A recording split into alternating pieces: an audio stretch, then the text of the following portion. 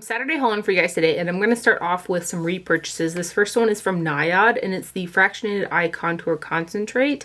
I've been through several bottles of this, and I use it morning and night as my first layer of products that I put around my eye area. And it's one of those thinner serum-y oil types that doesn't like seep into my eyes, and I just feel like it does really nice like hydration around that sensitive eye area. So I've been through several of these. This is what the box packaging looks like, and they're doing it's either 22 or 23% off for the entire month of November. So it was a good time to pick this up, and this is the bottle that actually was in here because I did run out of it just after I had received this. So I opened it already because, again, I do use it morning and night, but it's a 1/2 ounce glass bottle with a pipette. And again, it's a product I've been using for a really long time. It doesn't irritate my eyes. It gives, again, nice hydration. I have sensitive, very, very sensitive eye skins, like the upper eyelid and the lower eyelid. And I don't have any irritation or anything like that either. So I actually might, before November's up, get another bottle of these because they haven't been running very many sales, so I want to kind of take advantage of it. I also bought 2 more of the Gisou honey infused leave-in conditioners. This is a 5.1 fluid ounce or 150 milliliter spray bottle, and this guy here is made in the Netherlands. Should I tell you guys where the Nationality is made real quick because I forgot? Nationality is made in Canada, but this here is one of my favorite leave-in conditioners. It does a really good job of hydrating my hair and also helping to really tame the frizz that I have in my naturally wavy, like fine stranded thick hair. Just a really good product. I more recently have been tending to use it kind of from like underneath my jaw and downwards as opposed to kind of around my face. It's just a little bit, I don't want to necessarily say heavy because it definitely depends on how much you put on. When I first got this product, I just wasn't sure, and I did not want to have like frizzy, out of control hair the next day, and I definitely put too much in. So there was a bit of a learning curve for me when I first got it, but I just really, really like the product. I think that my hair is also, again, quite hydrated from it as well. So this is what the bottle looks like right here, and I've been through several of these too. I'm hoping during Thanksgiving break I can film my empties video, which I had plans of trying to do it every 6 months, and that just wasn't happening. So if I do it during Thanksgiving break, I think it will be another year worth of empties because I think I did my last one during Thanksgiving break of last year. But there will be a few of these in there. So that's the Gisou honey infused leave-in conditioner right there.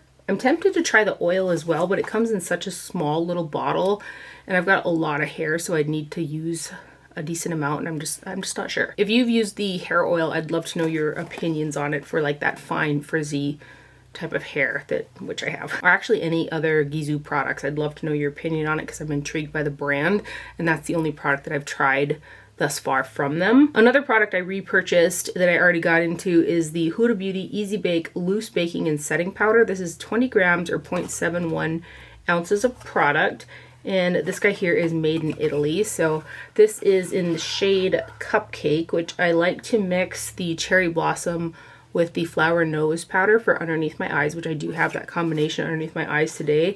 But this has become my favorite face setting powder.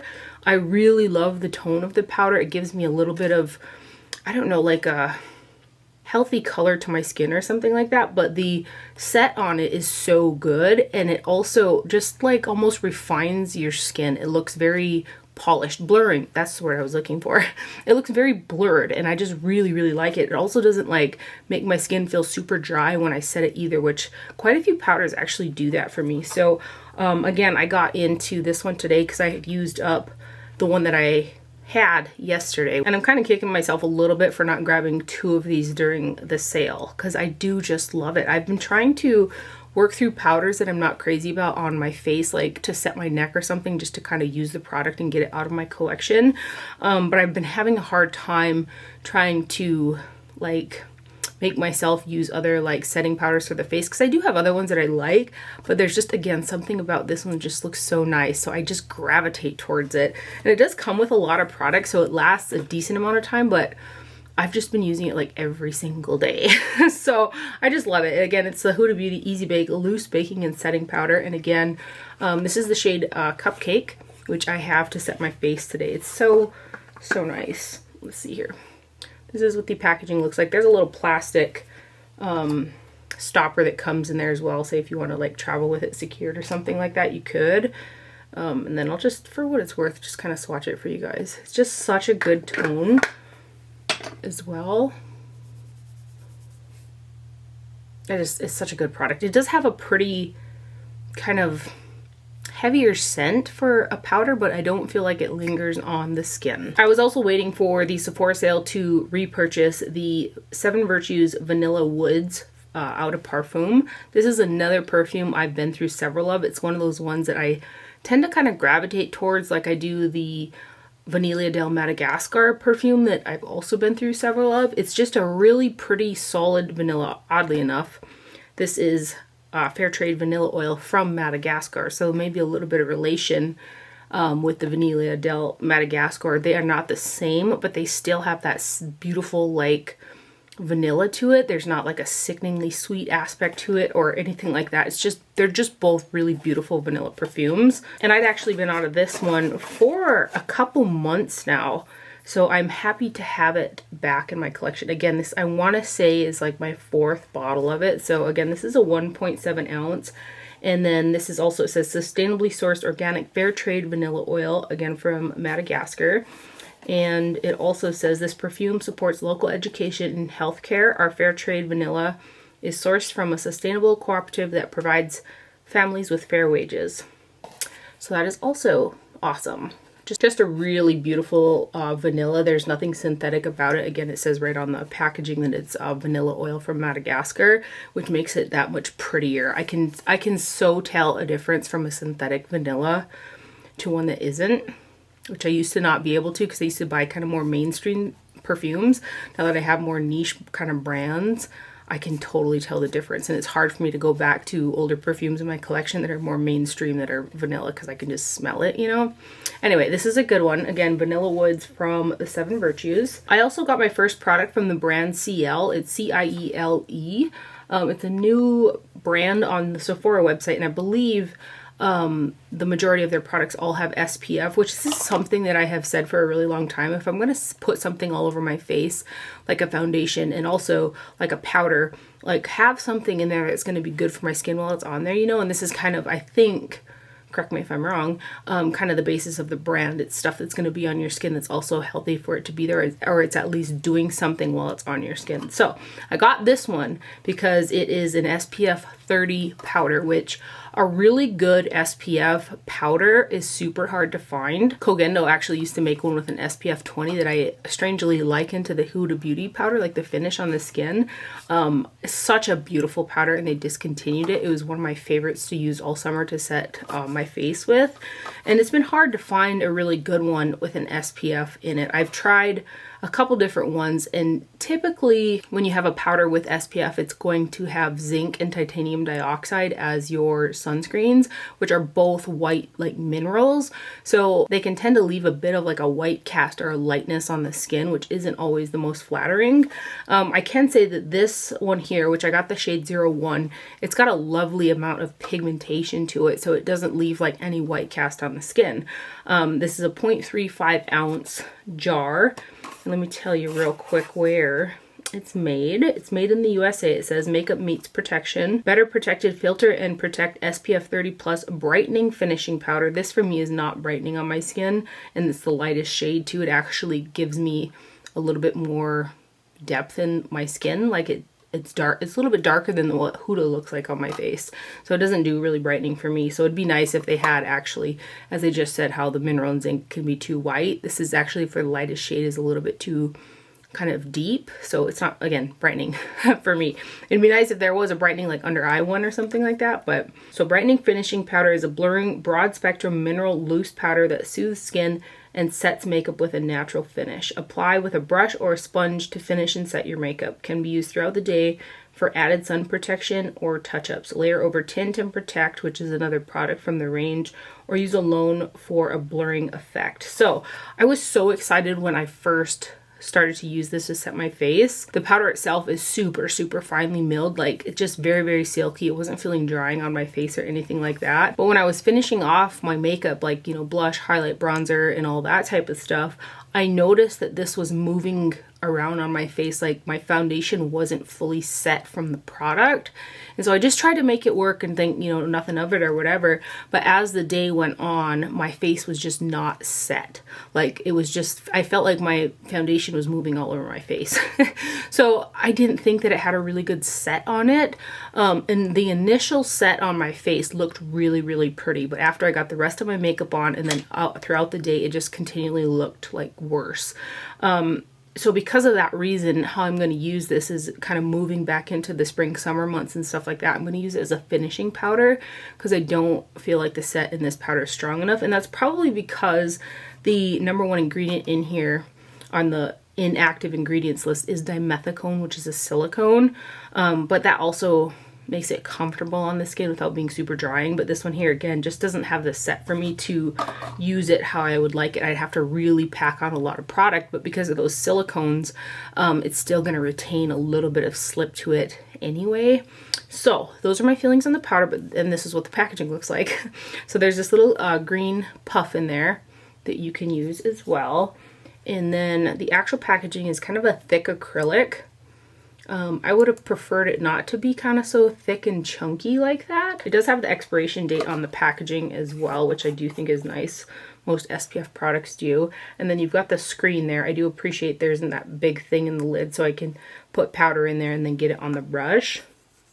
And then let me get some for you. It does have a yellow undertone on my skin. It feels so silky smooth. That's definitely going to be those silicones that are in there. Yeah, so this lightness doesn't really translate on the skin for me. It almost slightly oxidizes on my like foundation, if you will. It doesn't look that brightening on my skin. It definitely deepens up with the #7. So again, I'll just use it in the summer months as a finishing powder, which is kind of how I use my Girl On Meteorites. But in the summer, I will go into a pressed SPF or something like that and really buff it all over the skin as my finishing powder in lieu of the Girl On Meteorite, so I have that extra sun protection when I'm outside. So that's how I'm going to use it, and the hunt is still on for the perfect SPF setting powder. But that's from Ciele again. It's the SPF 30 powder in 01 right there.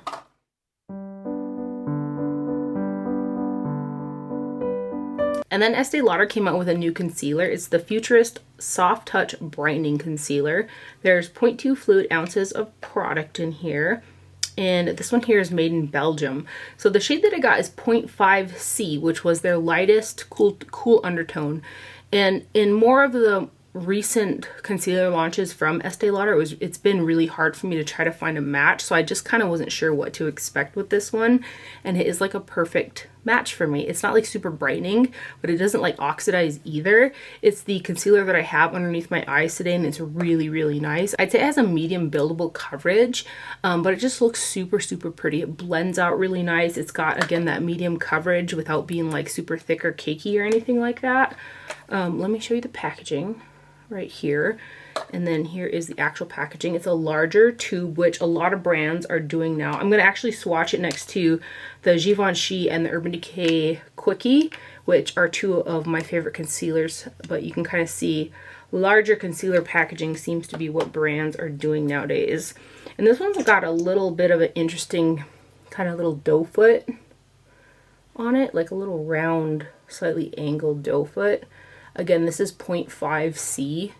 And it just matches my skin super, super well. And then I'll just kind of blend that out right there.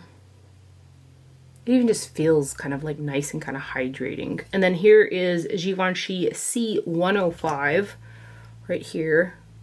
Love this, but it's not cool as cool. Like, especially you can see the Estee Lauder's got that cool undertone. It's more like a neutral on my skin tone, but I still love that concealer.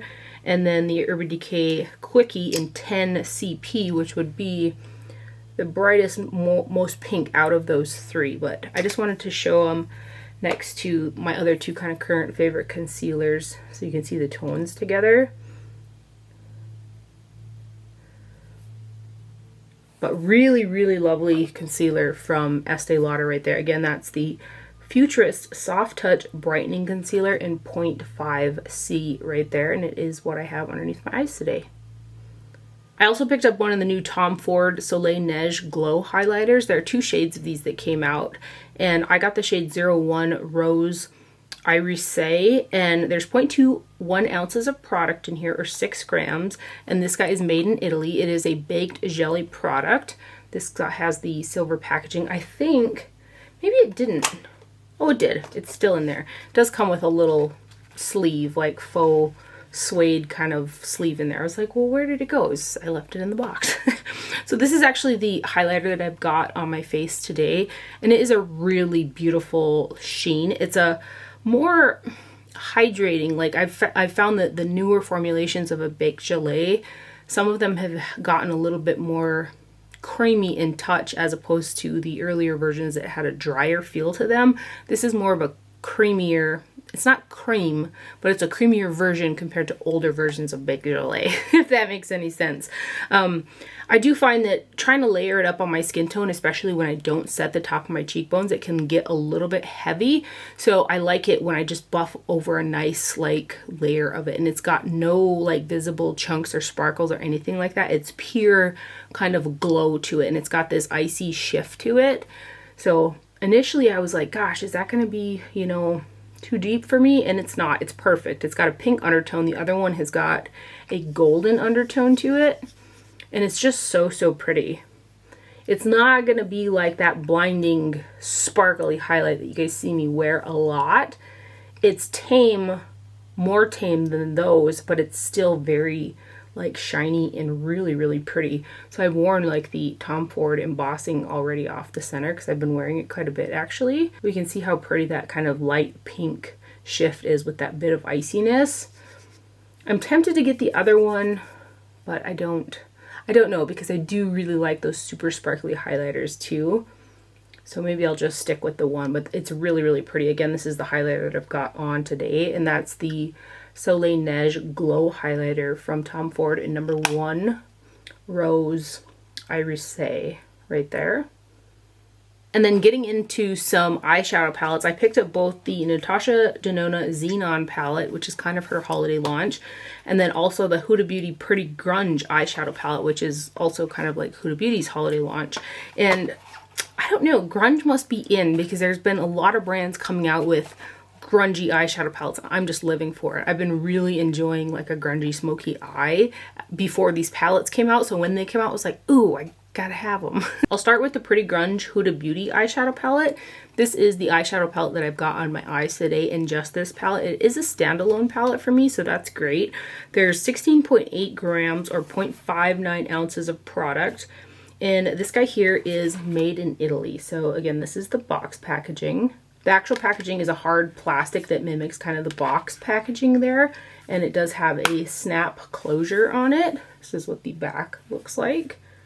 And I hadn't realized that one of the shadows was a cream. So this one down in the corner is a black cream shadow, which if you really want to get some depth and interest or get those sparkly shades to show a little bit different, you'd use that kind of like as a base. I haven't tried it yet as a base or an eyeliner because I like my liner to really set because I've got really watery eyes and I just don't want it everywhere. I've used this palette several times and the quality is so nice on it. The mattes are pigmented, they blend out really well, and then you've got these really pretty sparkly shades. There's some metallics and like shimmers and some like dual-chromy shades, and then some flakier ones. They're just super beautiful on the eyes. So let me go ahead and give you guys some swatches here. I do have this matte underneath the brow, and it could be a little bit brighter, but because this is like a deep grungy palette, it really does work, I think.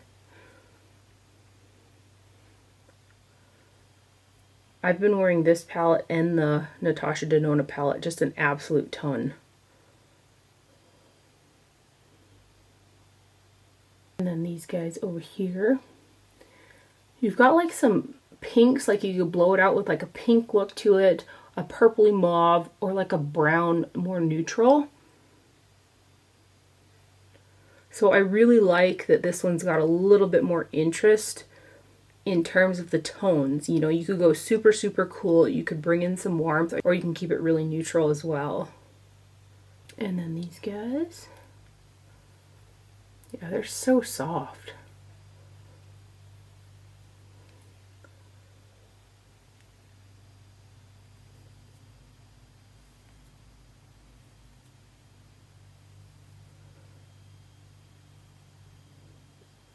And then this bottom row. This one right here is the flakiest, kind of chunkiest shade, but it's very, very beautiful. It's just like a thicker type of a super metallic formula. And I've got that one on the center of the lid.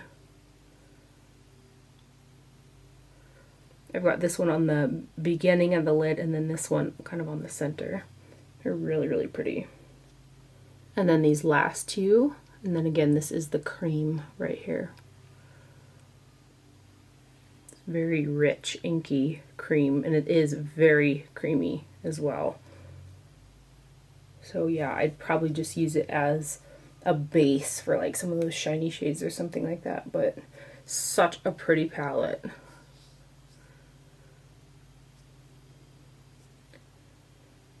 Again, that is the Pretty Grunge palette from Huda Beauty, and this is what I've got on my eyes today. And then I'm going to leave up the Huda Beauty and then swatch the Natasha Denona. Hopefully I can get them all in frame so you can see the difference in terms of the tones, because they're both kind of deep palettes. So this again is the Natasha Denona Xenon palette. There's 18.15 grams or 0.64 ounces of product across 15 shades. So you're getting more product in the Natasha Denona, but there are less shades.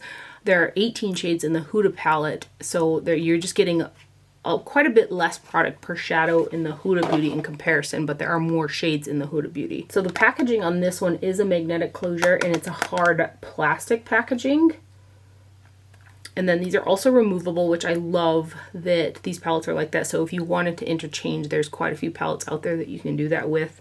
The Natasha Denona shadows. Again, another palette that I've been wearing an absolute ton. So this one here is pretty monochromatic. You've got this shade down here, which has got a little bit of brown in it. And then you've got this shade here, which has got just the slightest bit of pink. Otherwise, everything's very black, white, sort of turning bluish. So again, I'm going to try to swatch these with the Huda so you can see that this one here I would say is a little bit, again, more monochromatic in comparison to the Huda Beauty one.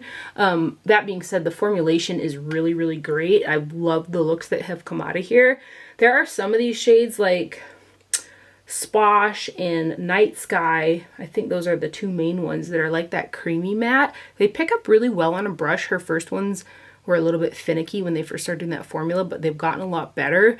But over the primer that I use, they can tend to look a little bit like shiny, like they're a little bit wet, and my brush can actually look a little wet, like the bristles will gather, because there's something about that formula that has like a moisture content in it. So I just wanted to mention that. But again, I really like this palette too. I've been into just really deep eyeshadows. So there are less shades, so maybe we can just go right here.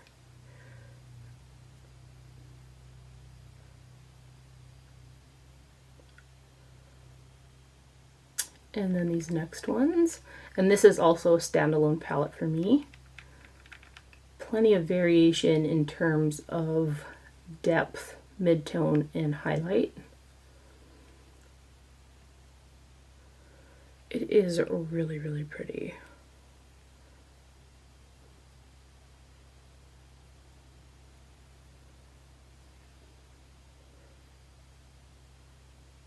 And then these next guys.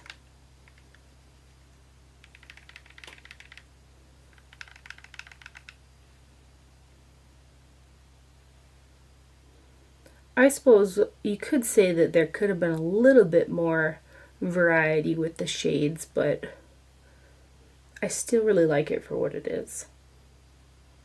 And then these last three here.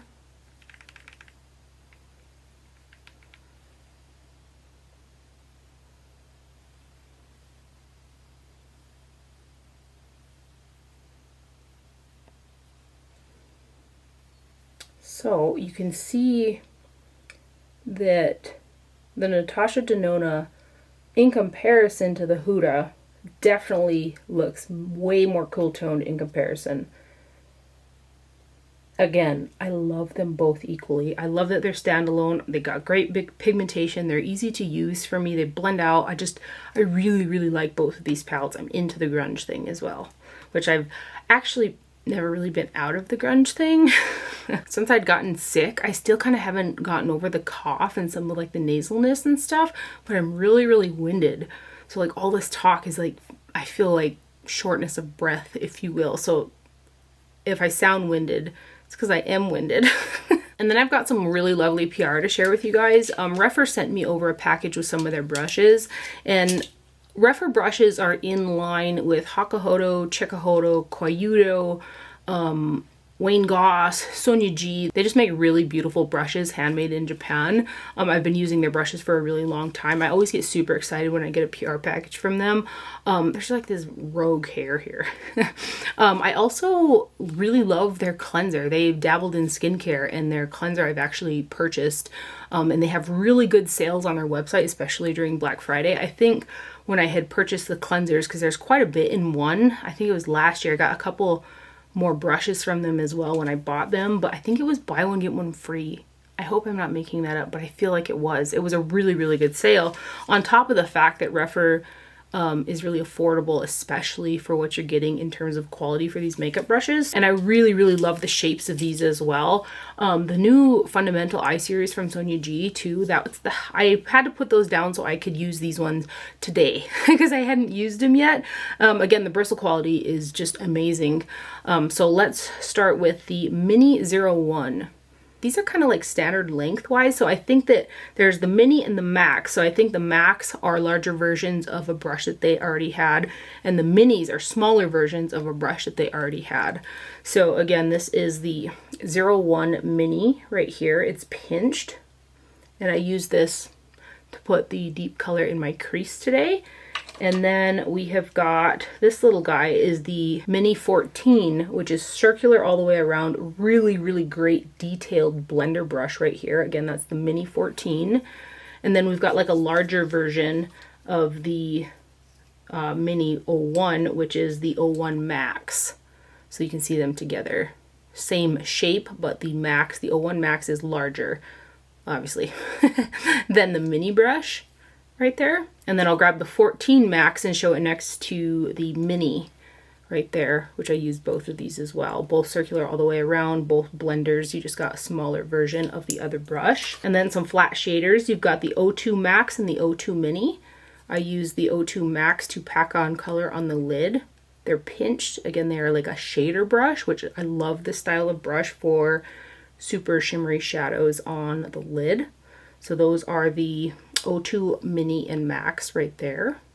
And then we've got the 15 Mini and the 15 Max. These are also blenders that are circular all the way around. So this one here is the 15 Mini and this is the 15 Max right here. Really, really great shapes for like diffusing color. And then we've got the 13 Mini and the 13 Max, which are like shorter. They're also blender brushes, but because they're shorter, they're going to have a more concentrated blend. So if you want to be more precise with whether you're placing and blowing out color, like this has got a shorter length to it. So this is the 13 Max and the 13 Mini right there. Also circular all the way around. And then they also came out with like a special, I think it's a limited edition holiday brush, which I was so excited that this was in there. I'd seen a sneak peek in an email that they had sent out and I was like, oh my gosh, that looks beautiful. But it comes in this like light wooden box, which is really similar to Koyudo. I've got quite a few Koyudo brushes that I'd purchased that come in like boxes like this. There's actually quite a few handmade Japanese like special brushes that'll come in these really pretty boxes. And then the brush itself, so it's like in this little fancy thing. I have not used this yet because I haven't brought myself to do so. So the brush is a cheek brush, but because it's pinched and it's longer, you could also use it for highlight, or if you wanted to get precise with contour. It's just a really good one for versatility in terms of color on the face, in my opinion. So it's got this matte handle to it, and it's got a slight like flat like pinch to it going down. Again, this really reminds me of Koyudo, because I've got quite a few, again, Koyudo brushes that have got the same shape on the handle. It's like a satin kind of a finish to it. And then you've got, I believe these are sakura flowers on the handle. I love, love, love, love, love makeup brushes when they have the fancy little artwork on the handle. Just does something for me. So again, that's why I was so excited for this brush. Then it also says Rephr on the opposite side as well.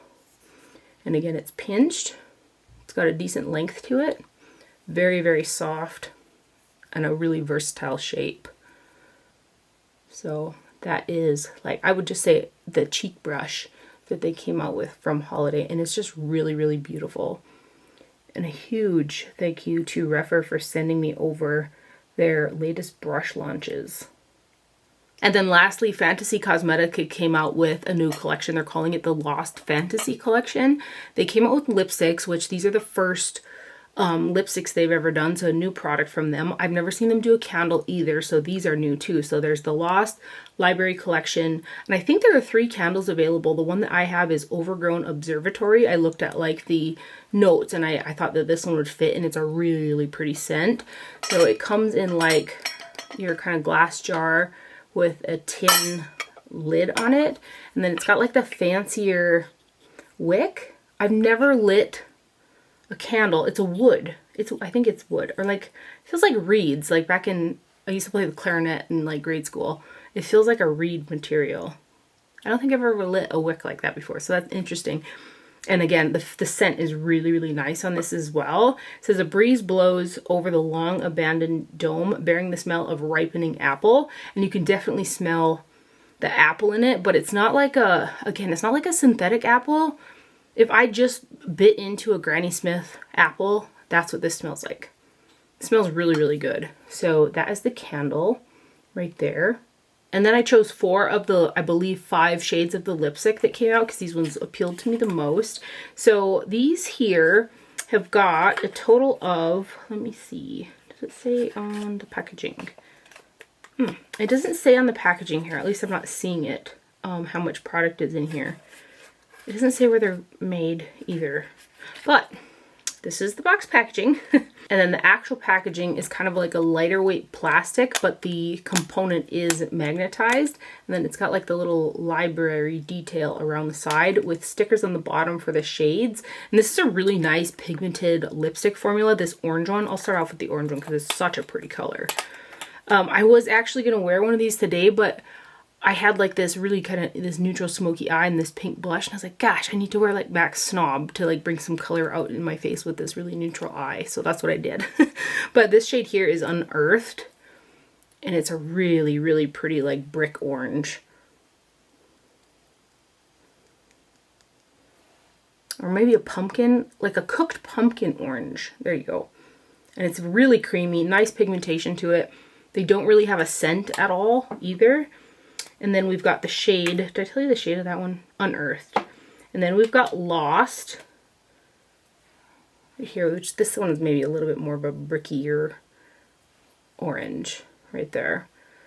So that one is Lost. There's a slight bit of rosiness in that as well. And then we have Obscure, which is the most pink out of the bunch. I thought this was going to be a little bit lighter, but it's still a really pretty pink color. So that one is Obscure. Should I put some on? I can maybe pull this off. We'll just blend it in a little bit. So that one again is Obscure. And the 4th one that I got is Hidden, which is a little bit more brown. So that one is Hidden. And I think you can see when I swatch them that they're just a really pretty cream formula. Like I'd really like these in some nudes. And then lastly, they launched 6 single eyeshadows, new like holographic eyeshadows, which the only brand that I have anything that's I think holographic to my memory is from an indie brand called Touch of Glam. She sent me some of her holographic eyeshadows a while back, and they're so beautiful.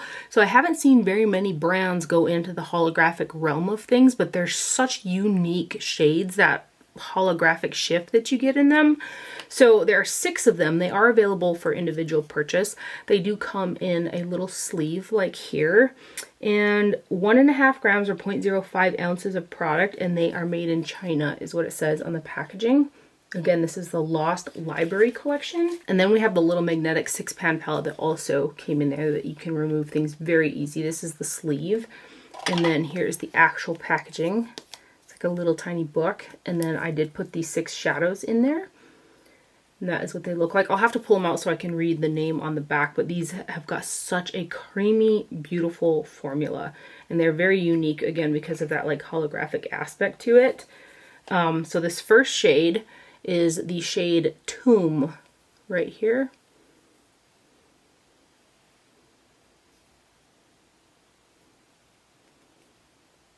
So that one is Tomb. And then we've got the shade Scroll.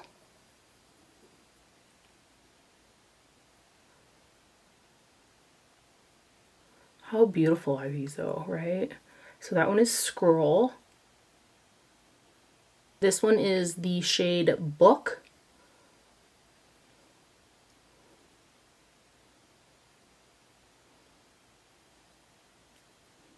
That one is the shade Book. This one is the shade Song.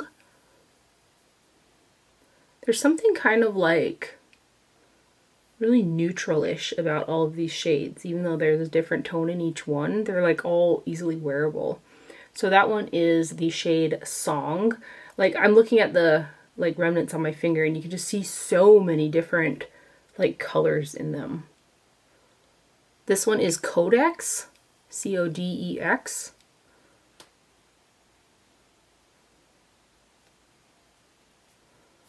That one is Codex. And then lastly, we have got the shade Grimoire, which this is almost like a holographic, maybe multi-chrome. It is very, very interesting. Like, kind of looks greenish, reddish, purplish, depending on the light. It's so pretty. So that one here is Grimoire. Yeah, look at how cool that is. They're very, very cool shades. Like when you pair these with other like deeper multi-chromes or something, like I always feel like, especially with multi-chromes and then now with holochromes, like the color combinations that you're going to get and the interest is kind of endless because they're just such cool shadows. So just really, really beautiful. Huge thank you to Fantasy Cosmetica for sending me over pieces from their latest launch. And then I'll read a little bit on the leaflet here. It says the lipsticks are $10.99. Creamy, smooth, opaque, and comfortable, which I feel is an accurate description. It says they have a light grape scent, but I don't get a lot of scent from them. And there are 2, 4, 6, 8, 9. There are 9 shades. Why did I think there were 5? 2, 4, 6, 8, 9. There are 9 shades. I think I picked the 4 that were the lightest, that looked to be the lightest. And then you've got the holochrome. They're called holochromes. Holochrome eyeshadow singles. There are 6 of those, which I had just swatched. The empty magnetic palette is $8.99. The single shadows, 2 Codex and Grimoire, which are like, I feel like they're the multi-chrome holographic ones, are $18.99. And then the other 4 are $14.99. There's a perfume that has come out as well, and the notes seem like they would appeal to me, but I've gotten a couple of the perfumes from the brand and they just don't resonate with me as much. They're a bit strong to, there's a teetering point for me where I can tend to get a little lightheaded. Those ones were just a little bit too much for me, so I opted out of the perfume. But there is a perfume available as well in a rollerball, 2 sizes of the spray, and then also a sample too. And then there are 4 candles, and those are $29.99. So again, I got the crisp apple. Ooh, that sweet dusty tobacco suspicious bookshelf. That looks like a good one. Secluded Nook is tea leaves, woods, and subtle sweetness. I like sweet. Cursed Tome, T-O-M-E, bright, invigorating, woody, and herbal. But I do really like that crisp apple. And then too, let me show you guys that they're having a really good Black Friday sale. So this is the details on their Black Friday sale as well. So if you're interested in any of the products, Black Friday is right around the corner. So let's look at these one more time. It's so hard. Let me find a mirror. See if I can get a little bit more of the maybe shifts or something in there. Sort of, yeah, no, maybe. They're just very, very unique shades. It's hard to do unique in terms of colors in Makeup Land. These are unique. And that is everything that I have for my haul today. I hope that you guys enjoyed it and found it helpful. Thank you for watching. Do not forget to wear sunscreen, and I will see you guys later. Bye.